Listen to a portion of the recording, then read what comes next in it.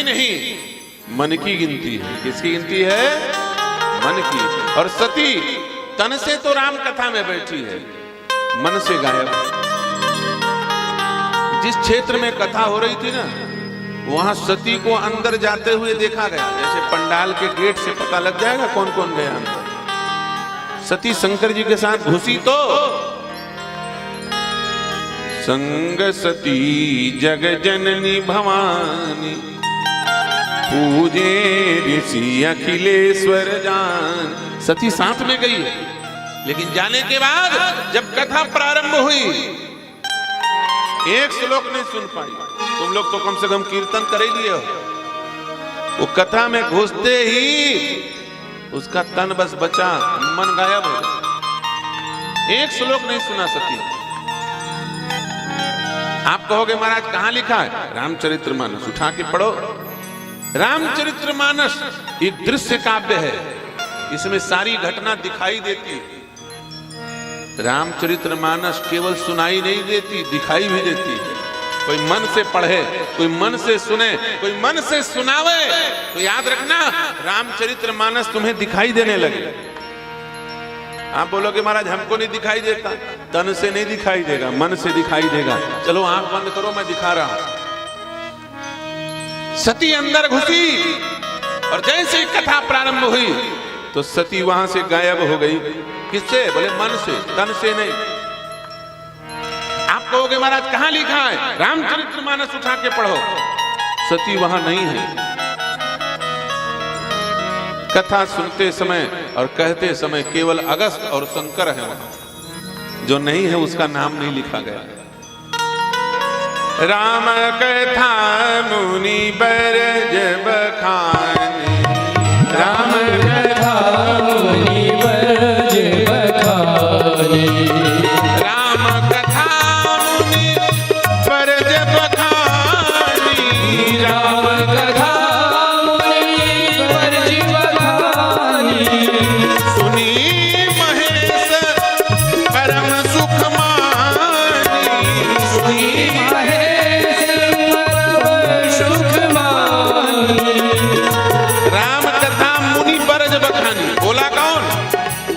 अगस्त ऋषि। सुना किसने? सुनी महेश परम सुख मानी। सुना शंकर जी ने, बोला अगस्त जी ने। और यहाँ पर क्या हो रहा है? ईमानदारी से, यहाँ मैं बोल रहा हूं तो क्या केवल दुर्गा दयाल सुन रहे हो और कोई नहीं सुन रहा है? सब सुन रहे हैं कि नहीं सुन रहे हैं? क्यों सुन रहे हैं? क्योंकि सबका मन भी है। केवल तन से काम नहीं, केवल तन से नहीं बैठे हो, मन से भी बैठे हो। इसलिए यहां पर हम कह रहे हैं, आप सब सुन रहे हो। भैया सती वहां थी नहीं, केवल तन था। इसलिए गोस्वामी जी ने कहा कि मैंने सती का नाम नहीं लिखा। क्यों नहीं लिखा?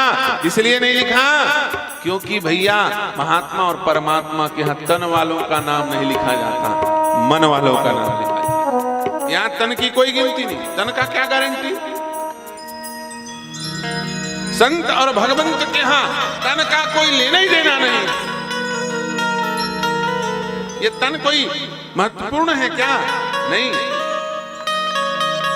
सुंदरी शूर्पणखा को राम जी ने दुत्कार दिया और बूढ़ी झाई परी चेहरे वाली सबरी को स्वीकार लिया।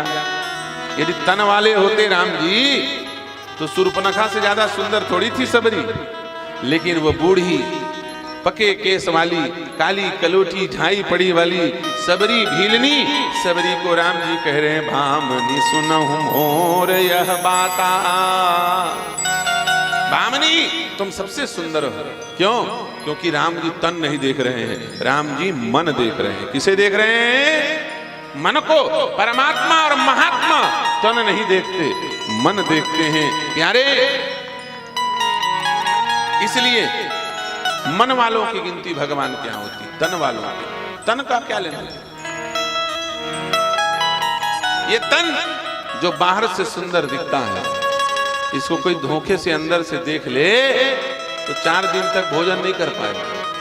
धोखे से देख ले, चमड़ी निकाल दी जाए और सामने बैठा दिया जाए, बोले चलो बैठ के खाओ। फोटो ही दिखा दिया जाए अंदर के अंजर पंजर का, कोई भोजन नींद नहीं आएगी, भूत जैसा लगेगा। सुंदर चमड़ी देख के उपजत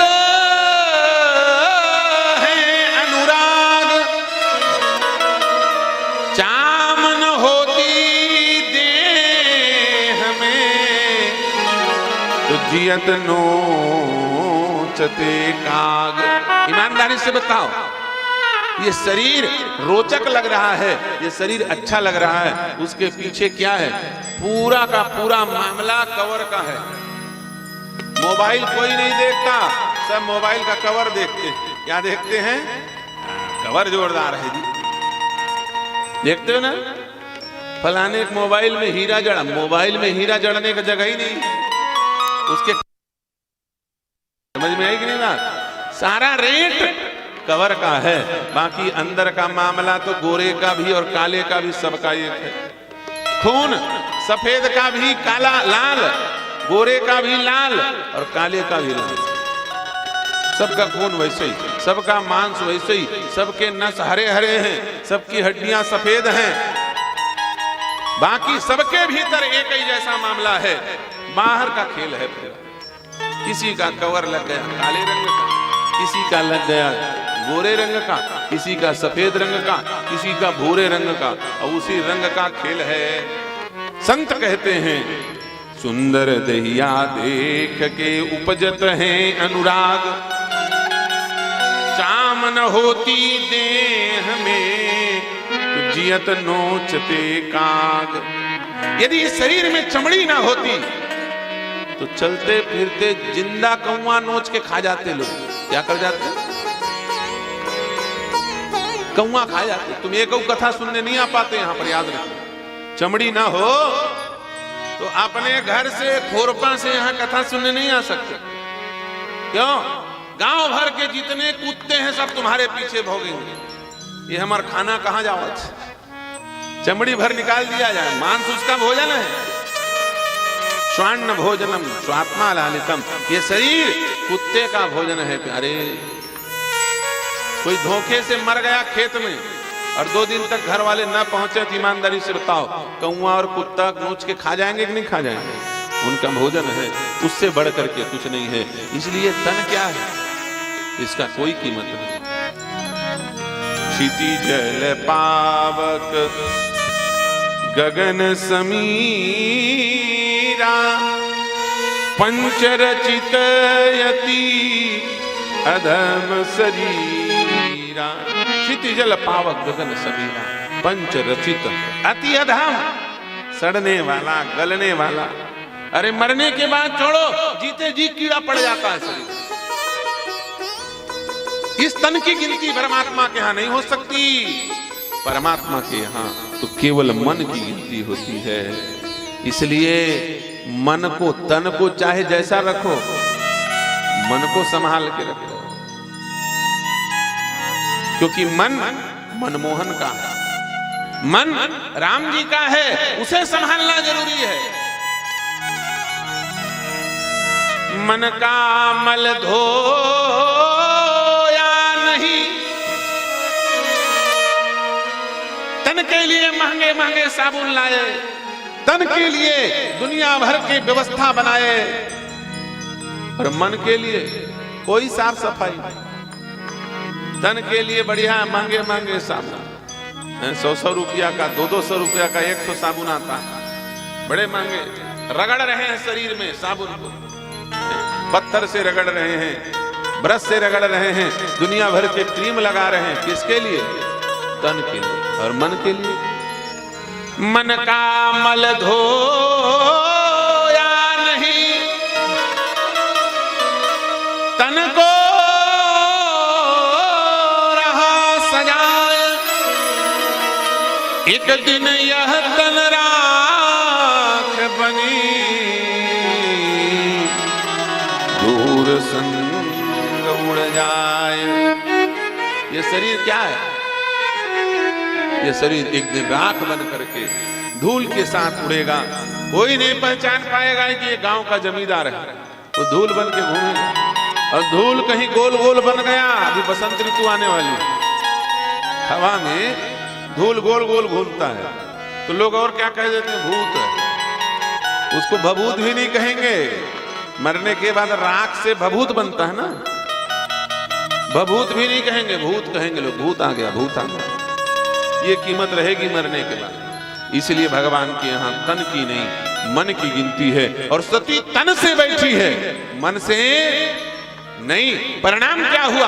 तुलसीदास ने कहा, जब परमात्मा के यहाँ तन का नहीं है गिनती कोई मोल, तो मेरे महात्मा के यहाँ बड़ा तन की क्यों गिनती हो?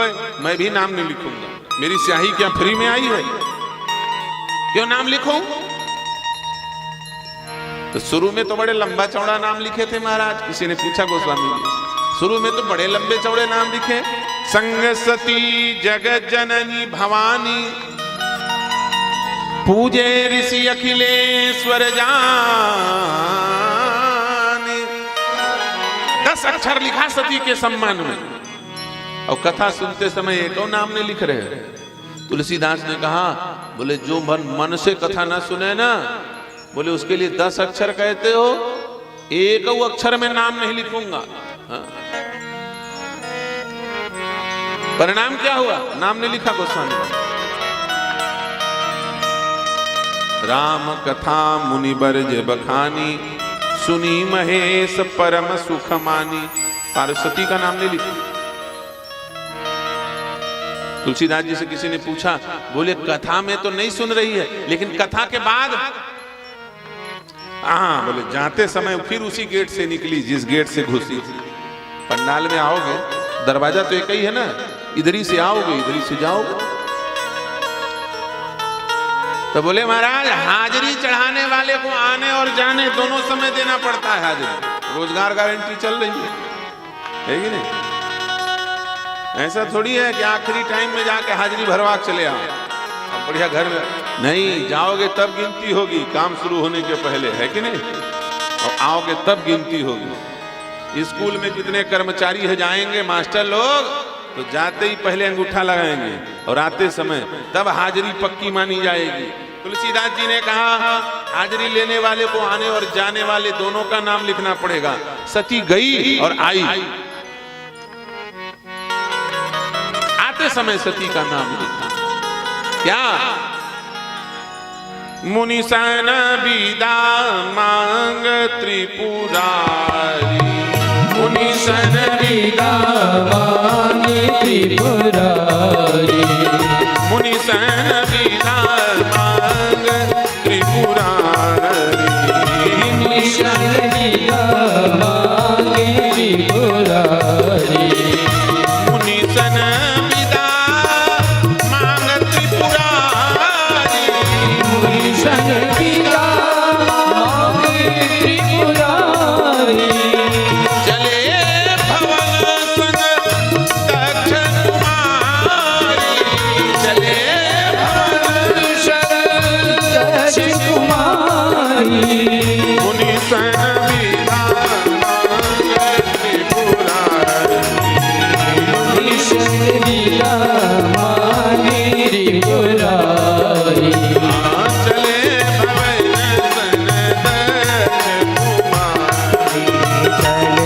भवन संग दक्ष कुमारी, चले भवन संग दक्ष कुमारी।